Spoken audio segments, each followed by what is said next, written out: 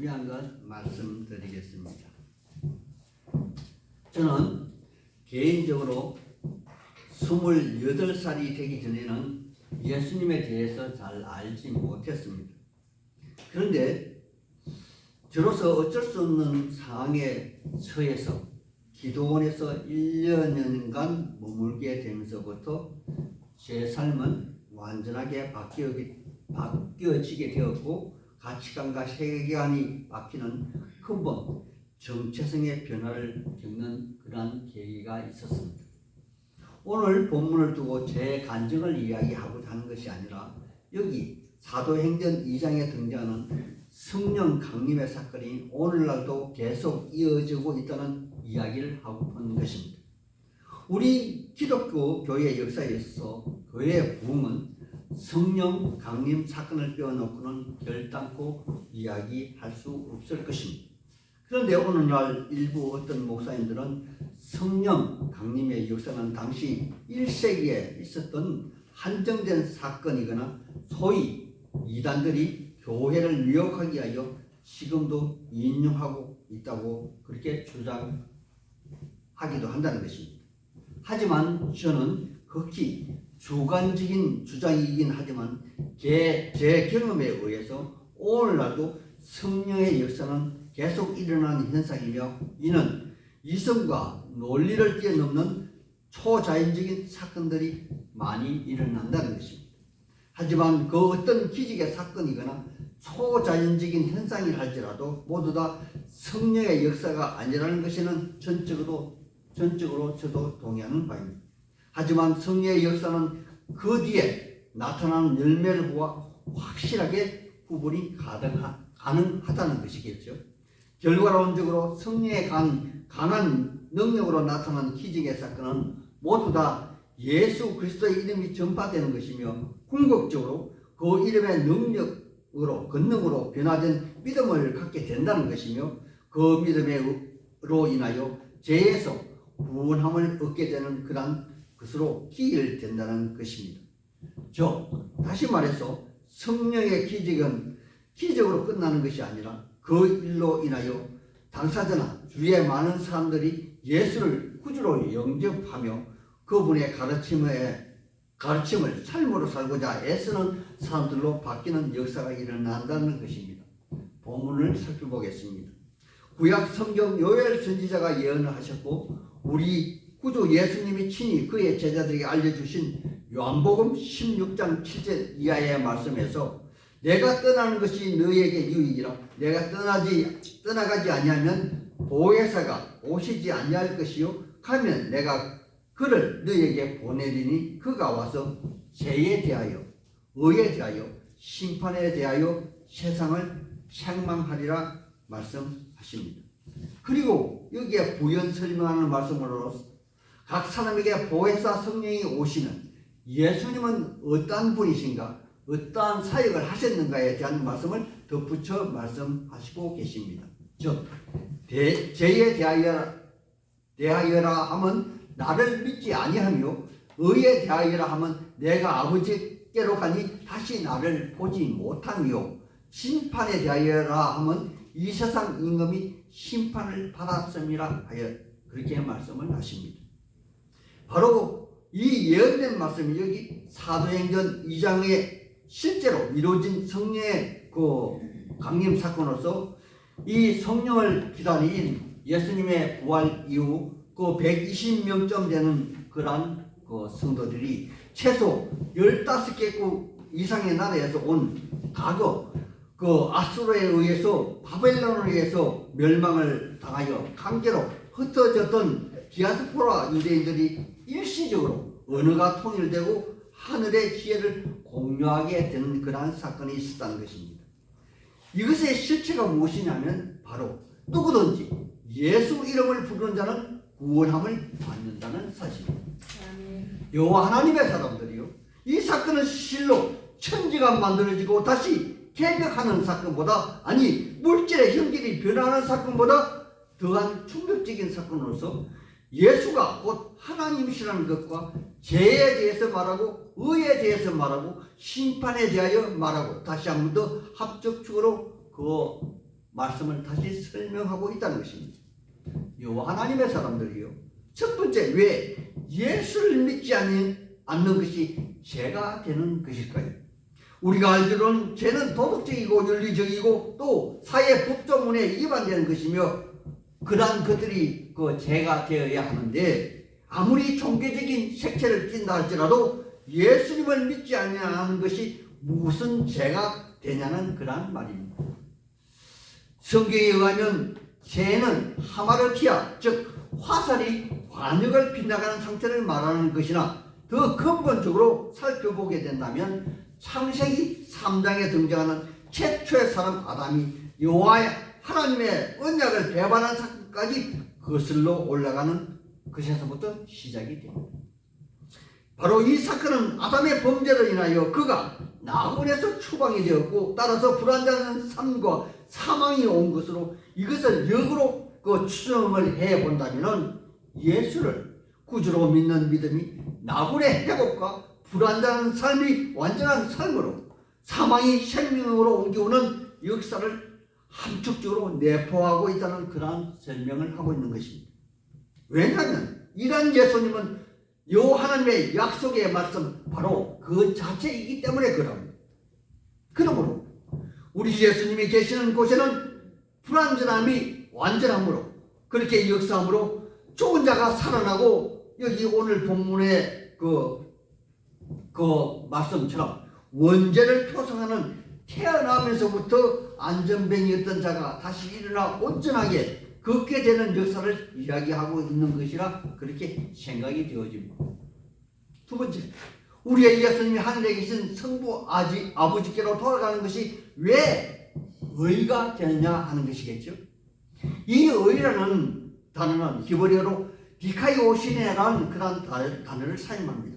이는 죄와 상반되는 개념으로서 본래 삼위 성자 예수님이 당신의 백성들을 위한 저주의 죽음을 죽으시고 사망에서 부활하셔 영원한 진리시고 생명하신 하나님의 자리로 다시 돌아가는 것으로서 세상 사람들이 다시 그를 보지 못하는 것을 말하는 것입니다.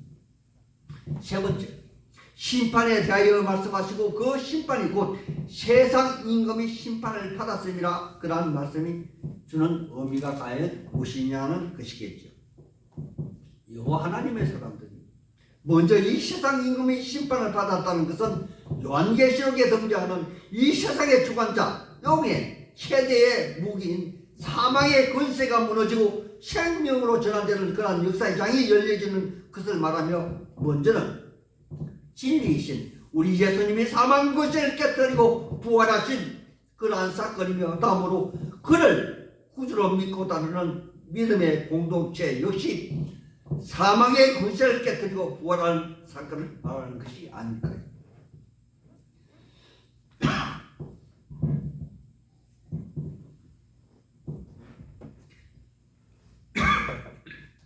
이것이 바로 성령 강림의 역사 사건으로서 복음의 사역의 주체적 역할을 하는 것이므로, 하늘의 지혜를 깨달은 베드로 사도가 성령에 감동되어 설교함으로 복음이 기하급수로 전파되는 그러한 과정을 설명으로 나타난다는 것입니다.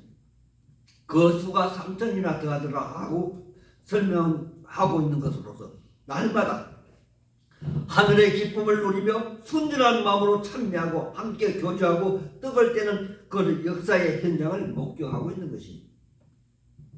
이러한 과정 중에 제자들을 대표하는 베드로와 요한이 그들의 정한 시간에 되어 성전에 들리는 중에 오늘의 기적의 사건이 일어난 것입니다. 여기 제9시라는 말은 오늘날 오후 3시를 가리키는 시간으로서 이 세상에 그 치료와 인위적인 화려함의 상징인 아름다운 성전 미문이 있는 곳에 원죄의 표상으로 등장하는 나면서부터 안전뱅이가 이 땅의 삶을 영위하고자 구걸하는 모습으로 등장을 하게 됩니다.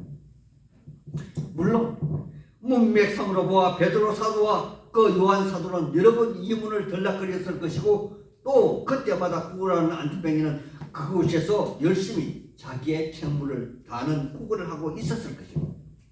하지만 오늘 이 사건의 흐름으로 보아 예전에 예전에는 아무런 반응도 서로가 보이지 않았다는 것입니다. 그렇다면 오늘 이 사건의 주체는 겉으로 드러난 베드로와 요한 사도가 아니라는 것이며 바로 예수님의 보혜사 성령이 주체임을 분명히 하고 있다는 것입니다. 바로 성령께서 베드로 사도와 요한 사도에게 그 안전뱅이를 주목하게 한 것이며 그 기적의 사건 역시 그분이 직접 주관하고 있다는 것입니다.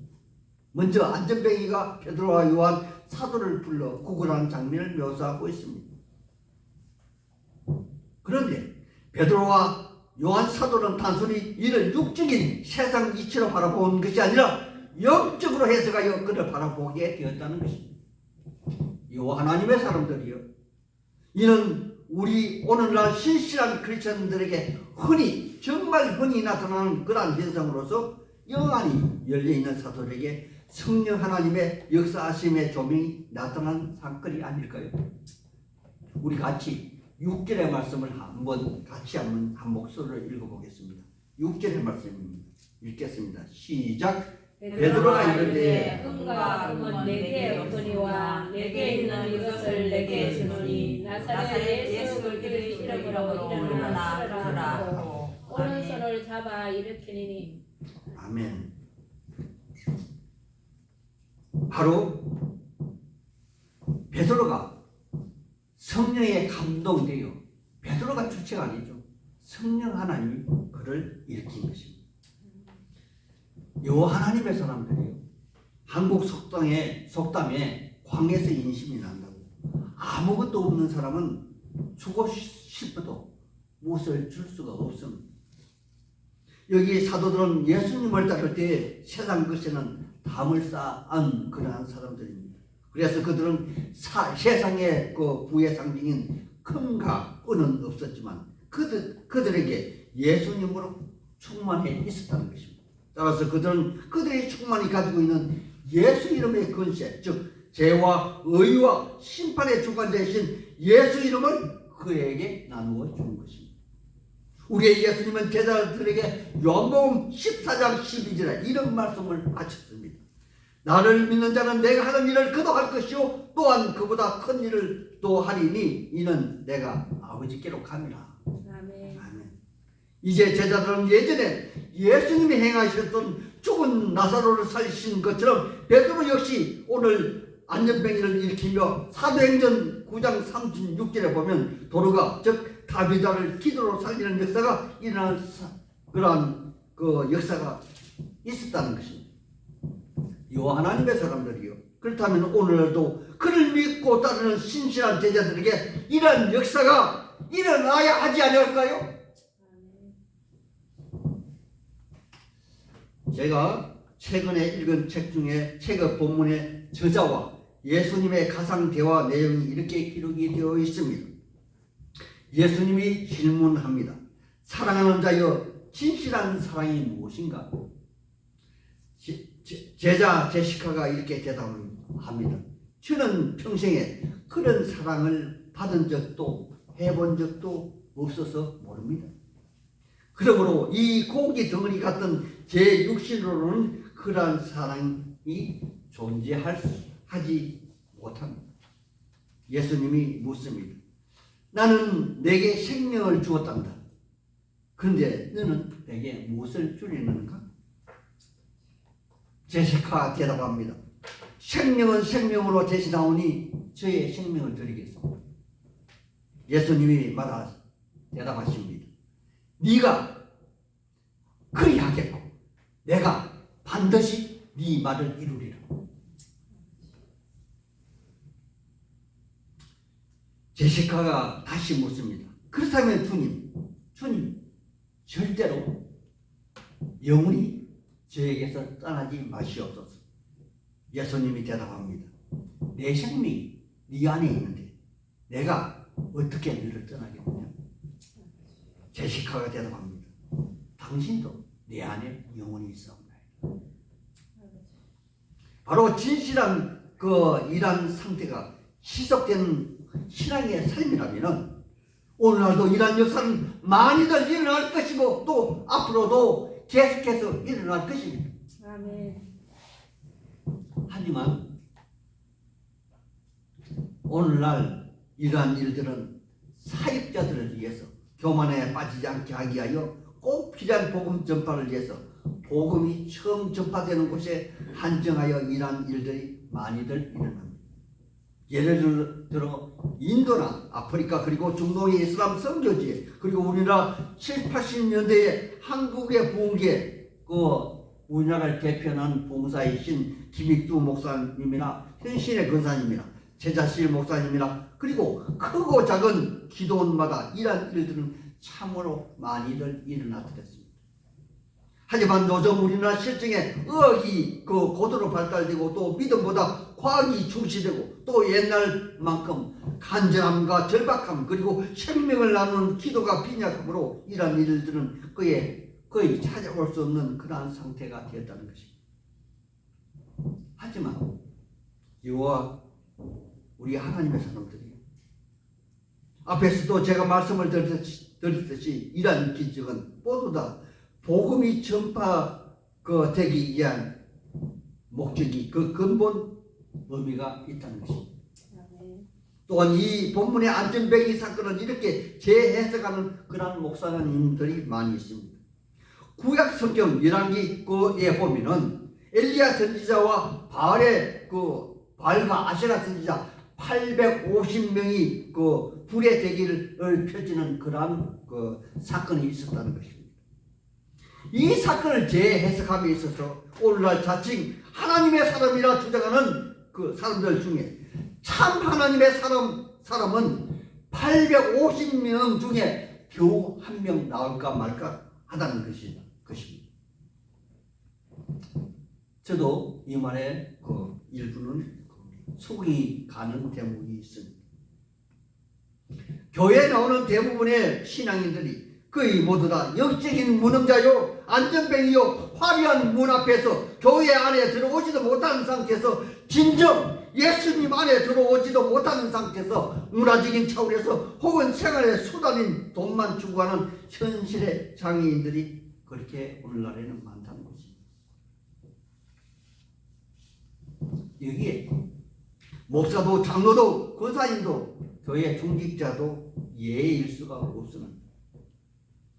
이러한 상태의 신앙인들에게 성령의 임재가 꼭 필요하다고 그렇게 재해석하는 분들이 많다는 것입니다. 7절에 성령님이 베드로 사도를 통해서 그의 손을 잡아 일으키니 발과 발목이 힘을 얻어 정상적인 사람처럼 걷기도 하고 뛰기도 하였다는 것입니다. 이러한 성령 하나님의 조명을 받은 자라야 성령에 들어갈 수 있으며 그리스도와 화친하며 영으로 진정한 찬송을 하게 된다는 것입니다. 요 하나님의 사람들이야 그리하면 예수 이름의 권세가 회복되어 말라기서에 기록된 말씀처럼 예약관에 나온 송아지가 기뻐 뛰며 이리 뛰고 저리 뛰는 그러한 역사가 일어날 것입니다. 바로 이러한 역사가 오늘날 우리에게 아니 나에게 역사적 체험으로 일어나야 한다는 것입니다. 아멘. 과거 우리나라 1세대 하나님의 사람들은 거의 모두 다 이러한 역사를 체험하셨던 분들입니다. 그러한 당사자였습니다. 그러므로 교회가 이만큼 성장을 했죠. 그러나 오늘 교회에 처음 입문하는 사람도 2세대, 3세대 교인들은 모습을 보면 경건의 모양은 있으나 경건의 능력을 상실한 그러한 세대입니다. 이러한 세대에 우리 성전 미문의 안전뱅이가 구걸하다 자기의 구걸 주머니를 내던지고 성전 안으로 들어가 하나님께 찬양하는 그러한 시간이 우리에게 있어야 한다는 것입니다. 그러한 사건이 우리에게 꼭 필요하다는 것입니다.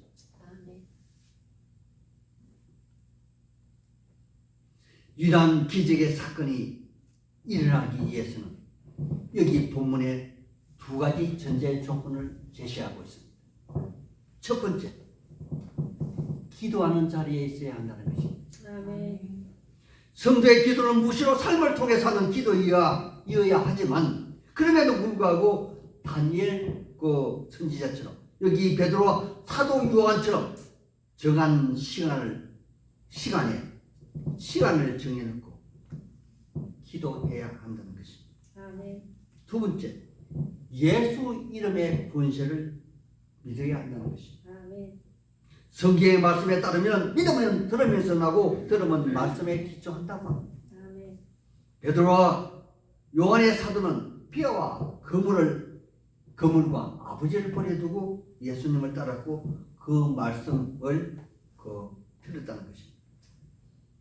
오늘날 우리는 이들 두 사도처럼 모든 것을 버려두고 따르고 후진하지는 못한다 할지라도 은혜 받음에 정한 시간에 말씀을 보고 아침에 깨어나면 말씀 보고 저녁 잠들기 전에 기도하고 아멘. 여기 안전뱅이처럼 전식으로 하나님께 은혜 받은 것이 있다면 찬송하고 기뻐 찬미해야 하지 않을까 생각이 되어집니다. 우리의 삶의 현장에서 예수의 이름의 권세가 영광의 찬양을 올려주는 하나님의 그 사람이 다 되어야 하지 않겠습니까? 아멘. 왜냐하면 우리는 예수 이름의 권세로 인하여 우리가 하나님의 사람이 되었고 죄의 사함을 받아 영원한 생명을 얻은 하나님의 사람이기 때문에 그러합니다. 아멘. 이러한 그 하나님의 사랑을 오늘 본문을 통해서 다시 한 번 더 자각하고 인식하는 그러한 복된 시간 되시기를 예수님 이름으로 축원하고 축복하는 바입니다. 아멘.